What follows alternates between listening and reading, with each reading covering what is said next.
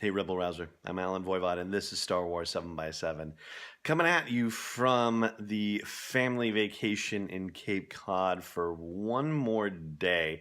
And yeah, in case you've been wondering, all those Forces of Destiny episodes, they were recorded in the studio, but I've actually been editing and uploading here on vacation in Cape Cod with the family. And it's been a lovely time, and I've forgotten how to shave. So I'm looking forward to getting back and taking care of some basic grooming details. This beard is kind of getting a little bit out of control, but be that as it may. We've got just one episode more to do while I'm here, and that's a Scoundrel business episode, which you can't quite do a week in advance per se if you want to look at the entire month of July, which we're going to do very briefly and see how Solo, a Star Wars story, has been performing. Right now, Solo is in its 10th weekend of release, or at least it's just completing its 10th weekend of release, I should say. And it is currently in 25th place in the weekend box office. I'm laughing because, yeah, of course, by its 10th weekend, come on, it's not going to be that high up in things.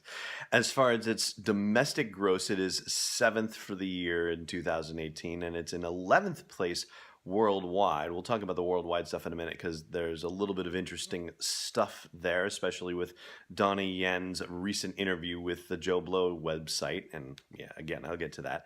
But as far as 7th place goes, it looks like it might not hold 7th place. It might actually get kicked down as far as 9th place because Ant-Man and the Wasp is going to be cracking 200 million soon. Right now, Solo is at 212 million domestic.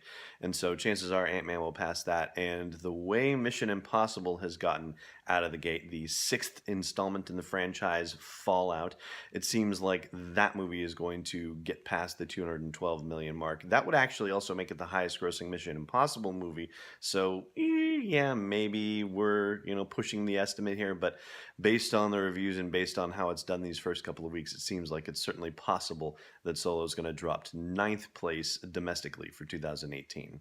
As far as the worldwide grosses go, it's in 11th place, as I mentioned earlier, and it's already been passed by Ant-Man and the Wasp in the worldwide grosses, so that's where the 4-place difference is. The other 3 that have knocked it down the totem pole worldwide include Rampage, that Dwayne Johnson movie that, has all the wild animals, gigantic, tearing around cities and whatnot. That's fascinating that one is ahead of it, but there you go.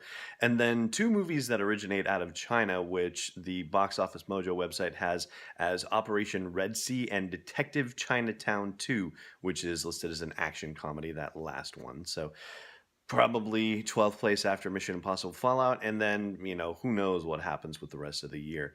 But the reason why I wanted to come back to the worldwide stuff a little bit more was because Donnie Yen, who of course played Chirrut Imwe in Rogue One, a Star Wars story, did an interview in promotion for his current movie, Big Brother, and on the Joe Blow website, they do a little thing in there about Star Wars and the fact that Donnie Yen says the reason why Star Wars isn't working in China right now, which is a huge box office market, is that the Chinese didn't grow up with Star Wars culture and that Western filmmakers in general need to study the Asian market a little bit more to determine what sells there. But he says, by comparison, Marvel movies are easier to understand. It's easier to close the gap between the film and the audience, and that Star Wars, it's a little bit harder. There's a little bit more to the mythology. I'm paraphrasing to some degree and expanding on his thoughts on it because it is a quick line basically in the interview, but he says that just because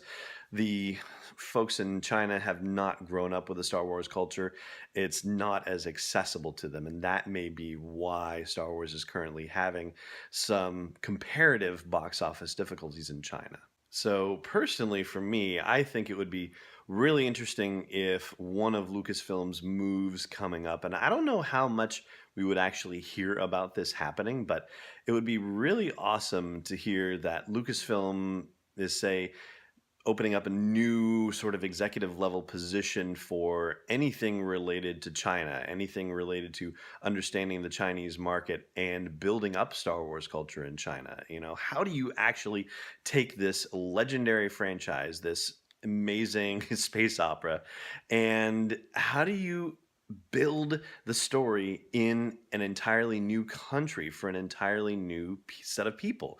That seems like an amazing challenge and an amazing opportunity. And so I would be, very pleased to see Lucasfilm make a move in that space to decide, well, here's how we are going to help the Chinese people understand Star Wars, and here's how we're going to close that gap, as Donnie Yen puts it, between the film and the audience. Like, what do you have to do sort of on the ground level, the grassroots level, to build up Chinese interest in Star Wars to the point where when a Star Wars movie opens in China, it opens gangbusters like it does with Marvel movies or, say, Jurassic World Fallen Kingdom, which did very well in China.